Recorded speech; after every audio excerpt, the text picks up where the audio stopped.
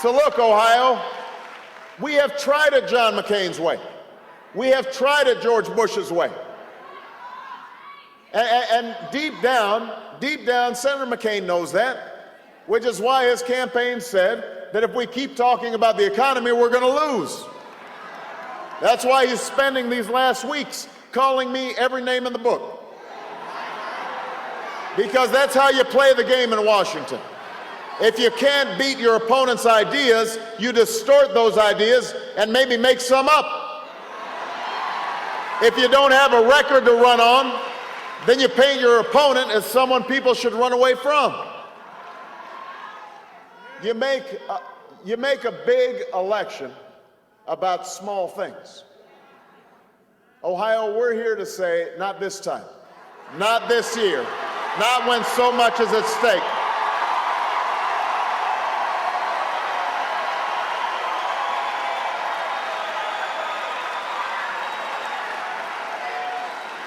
John McCain might be worried about losing an election, but I'm worried about Americans who are losing their homes and their jobs and their life savings.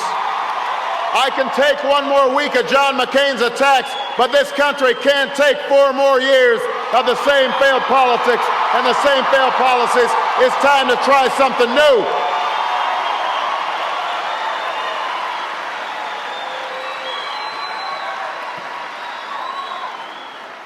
It is time, Canton, to try something new. The question in this election is not, are you better off than you were 4 years ago? We all know the answer to that. The real question is, will this country be better off 4 years from now? Ohio, that's what hope is.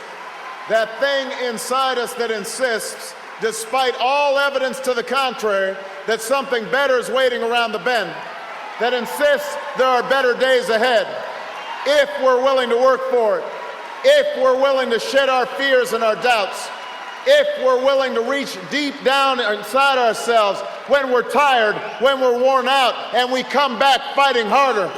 Hope. That's what kept some of our parents and grandparents going when times were tough.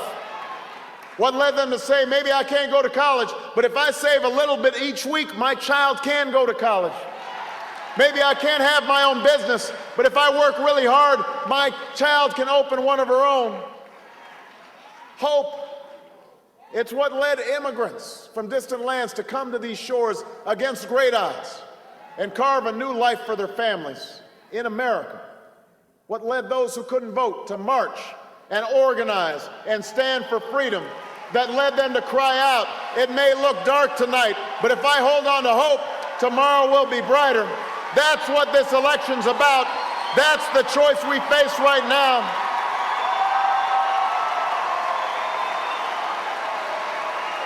Ken, don't believe for a second this election's over. Don't think for a minute that power concedes. We have a lot of work to do. We have to work like our future depends on it in this last week, because it does depend on it this week. In 1 week's time, we can choose an economy that rewards work and creates new jobs and fuels prosperity from the bottom up.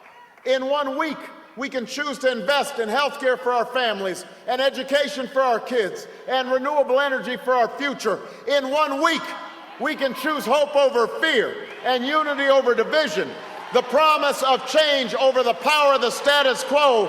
In 1 week, we can come together as one nation and one people and once more choose our better history.